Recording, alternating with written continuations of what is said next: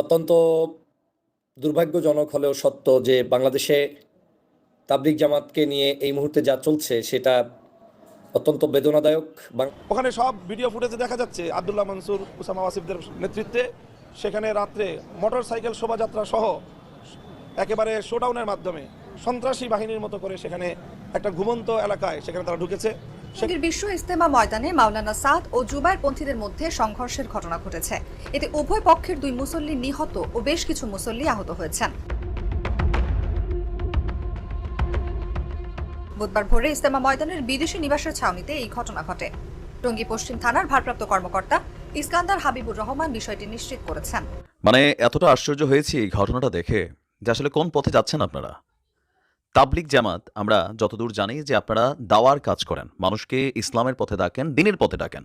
এখন আপনাদের যদি এই সাংঘর্ষিক রূপ দেখি বা আপনারা যদি আজরাইলের ভূমিকায় একে অন্যের উপর ঝাঁপাই পড়েন, তো আপনাদের দেখা ভাই এসব দাওয়াতে কি মানুষের আসার রুচি থাকবে? দর্শক, গুরুত্বপূর্ণ কিছু ভিডিও আপনাদের মধ্যে শেয়ার করবো, যে ভিডিওগুলো দেখলে রীতিমতো অবাক হবেন। যে ভিডিওগুলো সামাজিক যোগাযোগ মধ্যে ভাইরাল হয়েছে, তুমুল ঝড় সৃষ্টি করেছে, দুনিয়া তোলপাড় করে দিয়েছে। সামাজিক যোগাযোগ মধ্যে ভাইরাল হওয়া সেই বিতর্কিত ভিডিওগুলো আপনাদের মাঝে উপস্থাপনা করতে যাচ্ছি। তাই একদম না টেনে লাইক করে ভিডিওটি শেষ পর্যন্ত দেখবেন, তাহলে বুঝতে পারবেন 16 ডিসেম্বরকে কেন্দ্র করে কি হতে যাচ্ছে, আওয়ামী লীগ আবার কি করতে যাচ্ছে এবং সারা বাংলাদেশে কোথায় কি ঘটনা ঘটেছে, সহিংসতা হয়েছে, সংঘর্ষ, হামলা, ভাঙচুর, রণক্ষেত্র পরিণত সেই বিষয়গুলো আপনাদের মাঝে তুলে ধরবো। না টেনে লাইক করে শেষ পর্যন্ত দেখতে রাখুন। টঙ্গীর বিশ্ব ইজতেমা ময়দানে মাওলানা সাদ ও জুবায়ের পন্থীদের মধ্যে সংঘর্ষের ঘটনা ঘটেছে। এতে উভয় পক্ষের 2 মুসল্লি নিহত ও বেশ কিছু মুসল্লি আহত হয়েছেন। বুধবার ভোরে ইজতেমা ময়দানের বিদেশি নিবাসের ছাউনিতে এই ঘটনা ঘটে। টঙ্গী পশ্চিম থানার ভারপ্রাপ্ত কর্মকর্তা ইস্কান্দার হাবিবুর রহমান বিষয়টি নিশ্চিত করেছেন। নিহত ব্যক্তিরা হলেন কিশোরগঞ্জের পাকুন্দিয়া উপজেলার জুবায়েরপন্থী সাথী মোহাম্মদ আমিনুল ইসলাম বাচ্চু ও বগুড়া জেলার সাতপন্থী সাথী তাইজুল ইসলাম। এ ব্যাপারে টঙ্গী পশ্চিম থানার ভারপ্রাপ্ত কর্মকর্তা ইস্কান্দার হাবিবুর রহমান বলেন, ইজতেমা ময়দানে 2 পক্ষের সংঘর্ষে 2 জন নিহতের খবর পেয়েছে। ঘটনাস্থলে পুলিশ পাঠানো হয়েছে। এখন পরিস্থিতি স্বাভাবিক হয়েছে।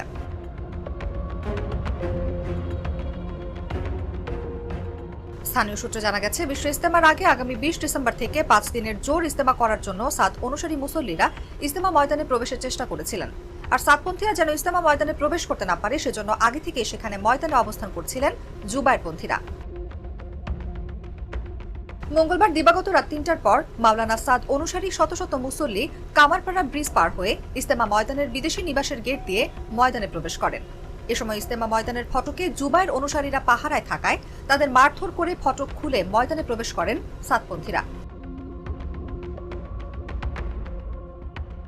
ময়দানের বিভিন্ন স্থানে ঘুমিয়ে থাকা জুবায়েরপন্থী মুসল্লিদের উপর হামলা চালান মাওলানা সাদের অনুসারীরা। এতে উভয় পক্ষের মধ্যে সংঘর্ষ ছড়িয়ে পড়ে। সংঘর্ষে উভয় পক্ষের বেশ কিছু মুসল্লি আহত হন। তাদের উদ্ধার করে টঙ্গী শহীদ আহসানুল্লাহ মাস্টার জেনারেল হাসপাতাল ও ঢাকা মেডিকেল কলেজ হাসপাতালে নিয়ে যাওয়া হয়। এদিকে মাওলানা সাদ অনুসারী মিডিয়া সমন্বয়কারী মোহাম্মদ সাইম জানান, শান্তিপূর্ণ তাদের সাথীরা ইজতেমা ময়দানে প্রবেশের চেষ্টাকালে জুবায়ের অনুসারীরা হামলা চালায়। এতে তাইজুল ইসলাম নামের এক সাথী নিহত হন। তিনি অভিযোগ করেন, বিভিন্ন জায়গায় তাদের সাথীদের বাধা দেওয়া হচ্ছে। জেলায় জেলায় প্রশাসনের লোক তাদের সাথীদের বহনকারী গাড়ি আটকে দিচ্ছে ও ফেরত পাঠাচ্ছে।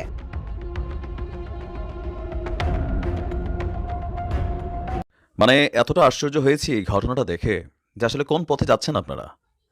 তাবলিগ জামাত আমরা যতদূর জানি যে আপনারা দাওয়ার কাজ করেন, মানুষকে ইসলামের পথে ডাকেন, দ্বীনের পথে ডাকেন। এখন আপনাদের যদি এই সাংঘর্ষিক রূপ দেখি বা আপনারা যদি আজরাইলের ভূমিকায় একে অন্যের উপর ঝাঁপাই পড়েন, তো আপনাদের দেখা ভাই এসব দাওয়াতে কি মানুষের আসার রুচি থাকবে? বিশেষ করে যারা ব্লুটুথ মুসলিম আছে, হয়তো ধর্মটা এত ভালো কর্ম হিসাবে পরিণত করে নাই, কিন্তু ভাবছে যে না একটু তাবলিগে গিয়া আমরা হয়তো কিছু জিনিস শিখে আসবো। তো আজকে শিক্ষণীয় জিনিস কি, যখনই প্রতি বছর এই দেশের তাবলিগ জামাতের যেই প্রোগ্রামটা থাকে তখনই আমরা দেখি 2টা গ্রুপ হয়ে যান পলিটিশিয়ানদের মতন। ইভেন হত্যার মতন ঘটনায় আপনারা একে অন্যের উপর আজকে যে ঘটনা ঘটিয়েছেন, পুরো বাংলাদেশ দেখছে, বিশ্ব দেখছে যে আমাদের হুজুর নামধারী এক শ্রেণীর আলেমরা কিভাবে বাঁশ লাঠি দিয়ে পিটাইয়া, ইট পাটকেল দিয়া ঢিলাইয়া মানুষ মারার মতন খেলায় লিপ্ত হয়ে গেছেন। এরকম যদি হয় তাহলে বাংলাদেশে তাবলিগ জামাতের প্রোগ্রামগুলো বন্ধ করে দেওয়া দরকার। কারণ প্রত্যেকেই তো দাবি করছেন ভাই আমরা সঠিক, এ আসতে পারবে হে আসতে পারবে না, এটা তো কোনো কথা হইতে পারে না। যদি মিলা চলতে পারেন এগুলা করেন, আর নয়তো বাংলাদেশে এগুলা বন্ধ করাই উচিত। কেননা হত্যার মতন ঘটনা যখন ঘটে যায় তখন সেখানে সরকার বা প্রশাসনের শক্ত ভূমিকা লাগবে। দোষটা কার? দুই দলের বক্তব্য, কমেন্ট, নিউজ দেখা মনে হচ্ছে দুই দলই সঠিক। তাহলে ঝামেলাটা কোথায়? বিশ্ব ইজতেমা এই মাঠ দখলকে কেন্দ্র করে বরাবরের মতন জুবায়ের এবং সাতপন্থীদের মধ্যে আজকে যে সংঘর্ষের ঘটনা হয়েছে, এই পর্যন্ত 3 জন নিহত হয়েছে, আহতের সংখ্যা কয়েক শতাধিক। এছাড়া ইজতেমার মাঠ সাতপন্থীরা দখলে রেখেছে বলেও আপনার ভিডিও বক্তব্য আসছে। আজকে গভীর রাত 3টার দিক থেকে এই সংঘর্ষের সূত্রপাত হয়। নিহতরা হচ্ছেন বাচ্চু মিয়া, 70 বছর বয়সের একজন মানুষ, কিশোরগঞ্জ জেলার পাকুন্দিয়া থানার আপনার ওনার বাড়ি, এবং বেলাল বয়স হচ্ছে 60, বাবা আব্দুল সামাদ ঢাকা দক্ষিণ খানের বেড়াইদ এলাকায়। আরেকজনের নাম পরিচয় পাওয়া যায়নি। আহতের সংখ্যা নাম পরিচয় বইলা সময় নষ্ট করছি না। সূত্র বলছে এই মুহূর্তেও ঢাকা শহরের বিভিন্ন রাস্তাঘাট দখলে নিয়ে নিয়েছে তাবলিগ জামাতের ভাইরা। এগুলো আপনারা দেখাবেন। ঘটনা কি, রাত 3টার দিকে নাকি সাতপন্থীরা তুরাগ নদীর পশ্চিম তীর থেকে কামারপাড়া ব্রিজ সহ বিভিন্ন রাস্তা থেকে ইজতেমা মাঠে প্রবেশ করতেছিল। এই সময় মাঠের ভেতরে থাকা জুবায়ের পন্থীরা ইট পাটকেল নিক্ষেপ শুরু করে। জবাবে সাতপন্থীরাও সেখানে পাল্টা হামলা চালায়। এক পর্যায়ে সাতপন্থীরা মাঠে প্রবেশ করলে উভয় পক্ষের মধ্যেই সংঘর্ষ ছড়িয়ে পড়ে, আর এতে এই নিহত এবং আহতের ঘটনা ঘটেছে। সাতপন্থীদের প্রভাবশালী মুরব্বী মুয়াজ বিন নূর তিনি বলছেন, আমরা এখন ইজতেমা মাঠের নিয়ন্ত্রণে আছি। মানে আপনারা কিসের নিয়ন্ত্রণ করছেন? আপনারাও তাবলিগ করছেন, তারাও তাবলিগ করছে, আপনারাও মুসলমান, তারাও মুসলমান, আপনারাও দিনের কথা বলছেন, দাওয়ার কথা বলছেন, তারাও নিশ্চয়ই দিনের কথা এবং দাওয়ার কথাই বলছে। তাদের বক্তব্য হচ্ছে, জুবায়ের পন্থীদের আক্রমণে আমাদের 3 ভাই শহীদ হয়েছে। ময়দানে অনেক জুবায়ের পন্থী চাকু এবং ছোরা সহ আটক হয়েছে। চিন্তা করা যায়? মানে আমি আসলে কি যে বলবো। এদিকে ইজতেমা মাঠে সংঘর্ষে হতাহতদের টঙ্গীর আহসানুল্লাহ মাস্টার মেডিকেল কলেজে ভর্তি করা হয়েছে, জেনারেল হাসপাতালে। তো আপনার নিহতের সংখ্যা কনফার্ম করা হয়েছে। আমি যখনই নিউজ করছি এর পরিমাণ আরও সম্ভবত বেড়ে গিয়েছে। তো আমি সর্বশেষ যে আপডেটটা দেখলাম, এ নিয়ে নানান তর্ক বিতর্ক। মহাসড়ক বন্ধ করে তাবলিগ জামাতের বিক্ষোভ চলছে, যান চলাচল বন্ধ আছে। শ্রীপুরে রাস্তা আটকে চলছে আরেক দৃশ্য। শ্রীপুরের মাওনা চৌরাস্তার ঢাকা ময়মনসিংহ সড়ককে অবরোধ করা হয়েছে, আর এখান দিয়ে যান চলাচল বন্ধ।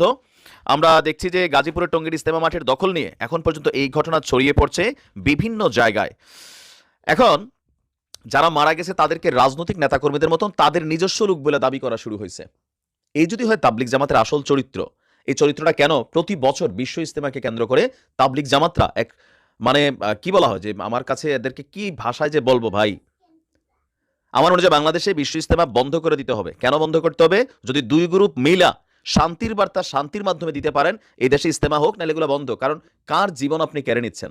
মার্ডার করছে 2-1 জনে, মামলা খাবে এখন হাজার হাজার মানুষ। এই মানুষগুলো প্রতিনিয়ত বিব্রত অবস্থায় থাকবে, মানে নানান ধরনের হয়রানির শিকার হবে। আর সারা বিশ্ব দেখছে যে দেখো কি করতেছে হুজুররা।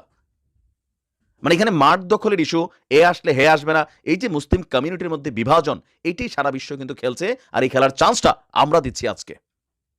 যারা এই ঘটনা ঘটিয়েছে দৃষ্টান্তমূলক শাস্তি চাচ্ছি। আর এখানে 2 পক্ষ যদি তারা মিলতে না পারে, তাহলে ইজতেমা বন্ধ করে দেন, সোজা হিসাব। ভালো থাকুন।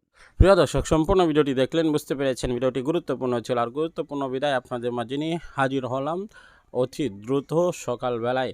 বর্তমান সমসাময়িক আপডেট টপিকগুলো একত্রে সাজিয়ে বুঝতে পারি যে বর্তমানে ডক্টর ইউনূস যেভাবে দেশ পরিচালিত করছেন সেটা কিন্তু রীতিমতো হিমশিম খেয়ে যাচ্ছেন। সামাজিক যোগাযোগ মাধ্যমে একটি লঙ্কা কাণ্ড ঘটে গিয়েছে, রীতিমতো সকলেই এটা নিয়ে হইচই সৃষ্টি করে দিয়েছে। বর্তমান সময়ে আপডেট টপিক এবং আপডেট ভাইরাল টপিকগুলা বিবেচনা করে একত্রে বুঝতে পেরেছি যে অবশ্যই দেশ ক্রান্তিলগ্ন পার করছে, দেশ এবং আরও জাতি শক্ত হওয়া উচিত। এবং বর্তমানে ডক্টর ইউনূস যেভাবে দেশ পরিচালনা করছেন সেভাবে দেশ একটি পরিচালিত হতে পারে না। আরও শক্তিশালী ভূমিকা পালন করে দেশকে এগিয়ে নেওয়া উচিত বলে আমি মনে করছি। সকলে একই দাবি। আপনার কি মনে হয়, দেশ সেভাবে কি এগিয়ে যেতে পারে? দেশ কীভাবে চলতে পারে কি না? অবশ্যই কমেন্টস বক্সে আপনাদের মূল্যবান মতামতটি জানাবেন।